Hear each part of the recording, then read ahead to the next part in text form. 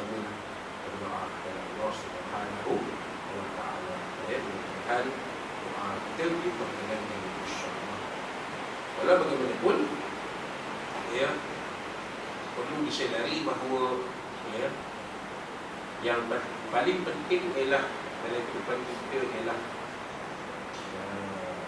meletakkan sesuatu pada tempatnya. Yakni apabila sesuatu tanggungjawab itu diberikan kepada seseorang, maka seseorang itu perlulah berkelayakan untuk diberikan sesuatu tanggungjawab tersebut. Jadi inilah yang kita akan kupas dalam hadis kitab Fathul Hadis peristiwa akhir zaman yang disusun oleh almarhum yang guru Ustaz Tuan Haji Ahmad Fahmi Zamzam Abu Ali Al-Majid Al-Nabi rahimahullah ta'ala. Dalam hadis yang ke-12 yang tajuk yang berbunyi sendiri, iaitu sifat amanah akan kita sedikit demi sedikit. Hadis ini sangat panjang, mungkin kita terpaksa bahagikan kepada dua bahagian. Panjang dengan syarah ni banyak, terangan pendek itu dua peringkat kecil itu, dia punya terjadilah hadis itu panjang. Kita terpaksa bahagikan kepada dua bahagian. InsyaAllah setakat lalu nanti kita berhenti. Jadi pada bulan akan datang kita akan sambung dengan penerangan kupasan lagi. Hadis ini sangat panjang, lebih dari satu musuh.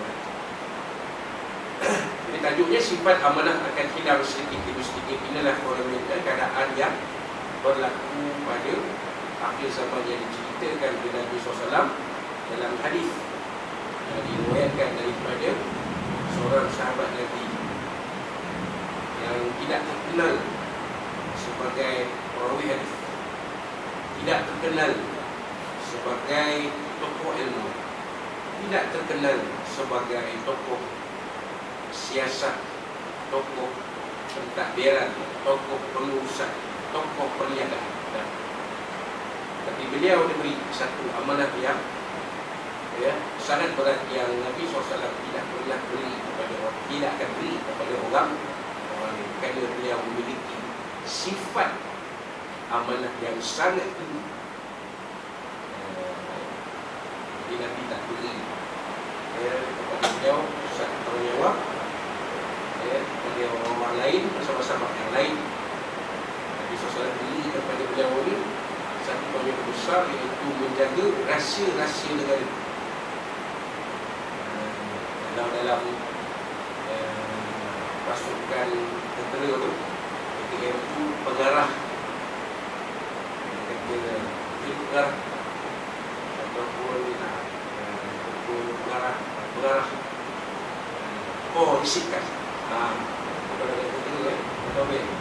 Kalau dalam PDRM, Constitution, pengarah cawangan PAS. Sahabat Nabi ini dilatih oleh Baginda SAW sebagai pengarah cawangan PAS. Kerja dia jaga rahsia-rahsia negara. Dan rahsia-rahsia negara itu dalam kerajaan Nabi SAW itu ialah senarai nama orang-orang munafik yang ada di kota Al-Madinah Al-Munawwarah pada waktu itu. Senarai ini Nabi tak bagi kat semua orang, tak bagi Nabi. Al-Quran ceritakan ciri-ciri, Nabi SAW ceritakan ciri-ciri. Dalam hadis yang kita biasa dengar, ayatul munafik salas, kan? Kalau orang munafik itu ni tiga, bila hadatha kadzaba, bila dia bercakap dia bohong, mengoncing kan, atau orang punya bukan mengoncing kan. 10 mungkin kataan ni 10 dia pakai, 20 kataan ni 100 dia pakai. Dia tahu dia dahsyat, dia memang tak boleh pakai. Wa idza hadatha kadzaba, wa idza hadatha kadzaba, bila dia bercakap dia bohong. Idza wa'ada ankar, bila dia berjanji dia mungkin. Dia janji diukir besok tak ada pun, insyaAllah macam ada besok tak ada besok. Ataupun lusa bila? Lusa ni sampai mudah. Janji manis tu kata ada Aisyah. Kan?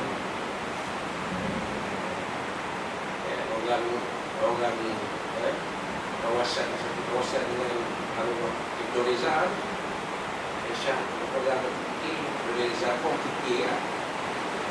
Orang saya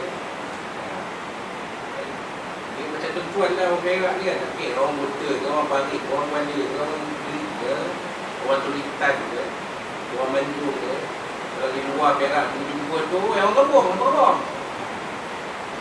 Ni mana kebong? Gerik kata. Oh, gerik kat mana? Lawin kata. Lawin kat mana? Kan? Bersama-sama perak jumpa luar jumpa kat KL. Luar dekat perak. Siapa nak kata orang Islam tu? Kira di Seremban ke, Johor ke, Orang Pilah ke, Gombau ke, Johor ke, Putih ke, Orang Putih. Jadi, bila dia berjanji, dia mungkin tak benar yang tepat. Dan yang ketiga, wa idza tumina khana, bila dia beri amanah dia khianat. Ini yang nanti tapi nak cerita dengan lebih lanjut tentang benda seperti ini. Tapi senarai nama orang munafik ketika itu hanya diserahkan, hanya diamanahkan kepada sahabat untuk disimpan sebagai rahsia negara. Tak beri Sayyidina Bakar, tak tahu Sayyidina Umar, tak tahu Sayyidina Osman, Sayyidina Ali, tahu, tapi yang lengkap, yang detail dengan nama dia, nama bin bapa, lahir mana, IC berapa, rumah mana, akaun bank, kekayaan dia, harta dia, semua latar belakang ni, pernah kerja dengan CIA ke, pernah kerja dengan KGB ke, pernah kerja dengan Mossad ke. Itu tak ada pada sahabat-sahabat yang besar disebut tadi. Yang ada pada sahabat ni, yang nama dia disebut dalam hadis ni, Huzaifah Ibnul Yaman radhiyallahu anhu. Dia dalam sahabat.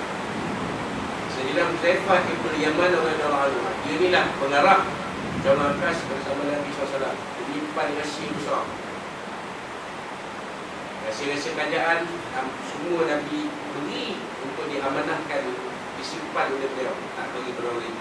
Pasal dia ni cekap simpan rahsia. Tanyalah macam mana, belanjalah makan si Arab setalam pun tak ada, dia tak cerita. Mula tak makan nasi Arab setalam pun takkan kau tak boleh bagi tahu. Tak bagi semua pun bagi lah 3 bawang. Yang top-top tu yang bawah macam saya tak payah nak pun nak tu top-top je. Ya. Huzaifah takkan bagi. Huzaifah simpan. Ya, begitu tingginya sifat integriti beliau sebagai seorang sahabat Nabi yang diamanahkan sebagai penyimpan rahsia-rahsia Nabi.